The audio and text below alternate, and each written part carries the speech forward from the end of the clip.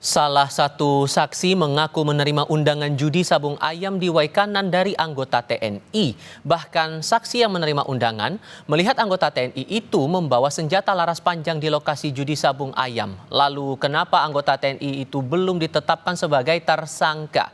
Kami akan berbincang dengan Wakil Ketua Komisi 3 DPR RI fraksi Partai Nasdem Ahmad Saroni. Bang Roni, selamat sore Bang.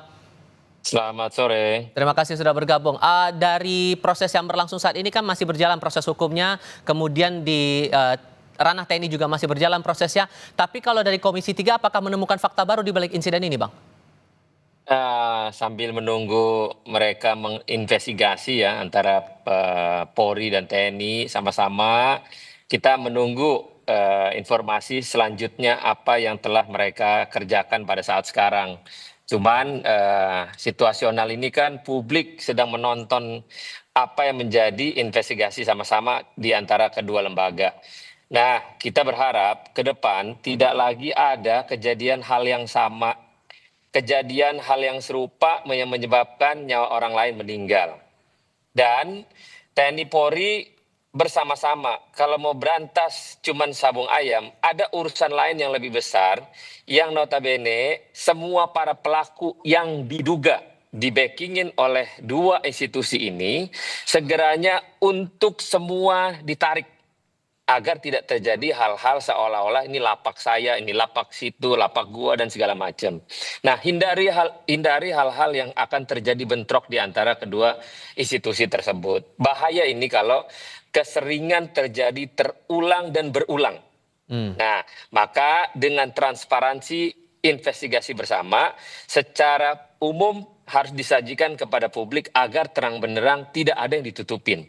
Nah, kalaupun belum menjadi tersangka, saya rasa ini kan kedua belah pihak lagi menginvestigasi secara total. Langkah dari apa mereka bermula dari awal datang bagaimana. Yang pasti, kenapa polisi bertindak sedemikian berani melakukan hal ini, mungkin sudah melakukan hal-hal pesan terdahulu. Tapi mungkin juga terlalu seronoh untuk persiapan dengan 12 anggota yang pada saat bersamaan datang untuk menyergap judi sabung ayam itu, tapi kan tidak tahu kesiapan dari pelaku menembakkan senjatanya dengan laras panjang. Ini yang mesti diperiksa.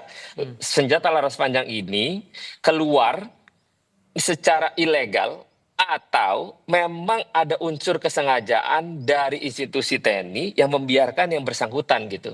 Oke. Karena dapat banyak dari Facebook ya, dia sudah melakukan pernah nembak-nembak begitu kan. Nah, ini perlu diinvestigasi sejauh mana institusi melihat dalam kondisi ini. Dan Demikian. mendorong untuk pemeriksaan ini tidak akan memakan waktu lama sesungguhnya menurut Anda? Tidak perlu waktu lama, ini jelas kok. Ini jelas pembunuhan yang dilakukan oleh oknum tentara, tapi tidak luput pemeriksaan ini harus bersama-sama disampaikan oleh tim investigasi yang kedua belah pihak lagi bekerja. Tapi untuk sosok pelakunya ini apakah dari teman-teman Komisi 3 atau Anda pribadi sudah mengetahui informasinya? Belum, secara lugas kita tahunya dari berita-berita yang beredar ya. Tapi kita lihat nanti mungkin 1-2 hari ini dua lembaga ini akan memberikan up to date-nya kepada publik nanti. Oke. Tapi kalau mencermati lagi insiden ini tadi sudah sempat Anda singgung juga begitu, bahwa masalah insiden polisi dengan anggota TNI ini acap kali terjadi. Kalau mempelajari kejadian yang sekarang, jadi harus gimana arah ke depannya begitu? Iya, ya tadi saya sampaikan bahwa kedua institusi ini dua-duanya kan tahu nih antar satu dengan yang lainnya di mana ada bukalapak, parkir lah, tempat judi lah. Udah dua-duanya mundur semua, jangan ada yang backing-backingan. Jangan kejadian nanti kayak penadah mobil curian.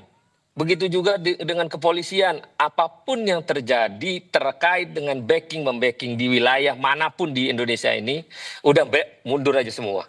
Jangan ada yang backing-backingan udah. Karena ini yang menjadi sebab musabab masalah perut. Lapar, yang satu kekenyangan, yang satu kelaparan. Nah, ini yang bahaya. Maka itu saya pesan kepada dua lembaga ini, Panglima TNI dan Kapolri, duduk sama-sama, sikapi ada yang di lapangan, yang merasa backing lewat daerah sini, backing ini, segera mundur semuanya untuk tidak lagi acap ulang kejadian yang sama menyebabkan nyawa orang lain meninggal. Oke, dan lokasi penembakan ini disebut juga atau dikenal juga sebagai Texasnya Indonesia karena banyak tindakan kriminal bersenjata, terutama akses senjata ilegal gampang di situ. Sejauh mana Anda mencermati fenomena ini? Nah, ini yang tadi saya sampaikan juga pertama, terkait masalah senjata yang dia pegang.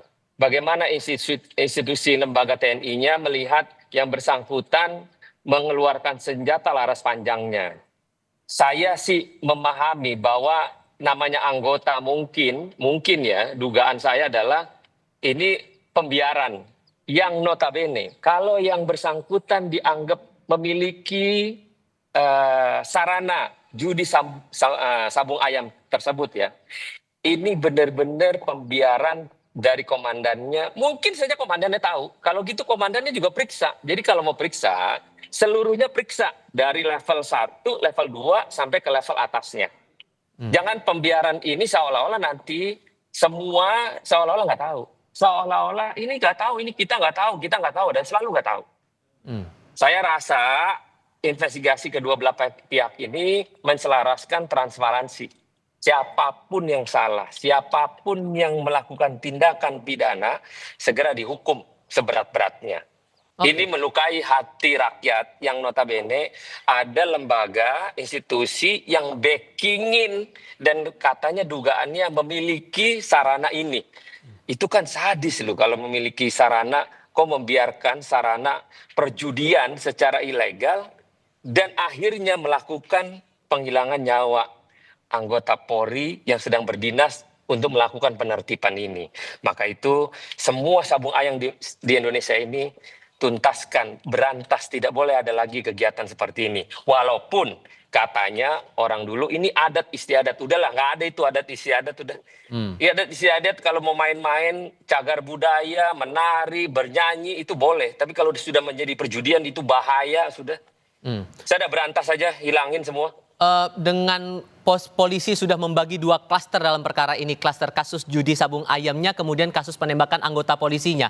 Menurut Anda ini bisa seiring sejalan diproses atau harus ada yang lebih dulu diperiksa, entah kasus judinya dulu atau penembakannya dulu begitu? Iya, pertama penembakannya dulu. Tapi seiringnya para jalannya proses ini anggota dua-duanya dua lembaga kan saling tahu ini pasti di daerah pasti ada dan ada terkait masalah sabung ayam tadi. Berantas aja dulu semua, ini pasti mereka lagi pada berhenti main. Tapi kan pada saat berhenti ini, kan tempat-tempat itu tahu di semua daerah. Pasti ketahuan kok, nggak mungkin enggak. Nah, selaras paralel ini, lakukan pemberantasan ini. Jangan cuma hanya beberapa hari berhenti, tapi nanti setelah kasus ini reda, kasus ini udah tidak lagi di publik rame, mereka main-main lagi. Jangan udah, ini bahaya masalahnya. Oke, dengan terakhir disampaikan bahwa 14 saksi sudah diperiksa, 13 diantaranya adalah anggota yang ikut terlibat dalam proses penggerebekan dan 1 adalah warga. Menurut Anda itu sudah cukup atau perlu lagi harus ada pihak lain yang ikut diperiksa di sini? Nggak cukup. Masyarakat yang ada di situ yang lagi main dan biasa main, periksa semua. Supaya tahu nih terang benerang yang terjadi dalam situasi wilayah sabung ayam ini. Siapa pemain judi sabung ayam, siapa orang yang backing, dan semua yang terlibat di situ periksa. Oke. Jadi jangan membiarkan, jangan cuma masyarakat cuma 1 orang atau 2 orang, enggak, ini pasti banyak orangnya, pasti banyak. Dan pasti bertalian juga dengan pidana lain menurut Anda? Pasti. Oke, karena ini sudah menjadi atensi juga, Anda mewakili dari jajaran pimpinan Komisi 3, apakah akan ada bentuk audiensi begitu atau mungkin mengecek langsung ke lokasi tempat proses hukum ini berjalan di Lampung? Mungkin dalam waktu dekat setelah kedua lembaga menyampaikan investigasinya secara lugas, baru kita akan datangin ke sana, ke lokasi, ke Lampung. Tapi karena sekarang dalam proses investigasi, kita serahkan dulu kepada mereka-mereka agar pada saat penyampaian nanti kita akan masuk ke dalam setelah mereka menginvestigasi secara total. Oke, Bang Ahmad Sahroni, terima kasih banyak sudah berbicara bersama Terima kami. kasih. Selamat sore, Bang. Masih.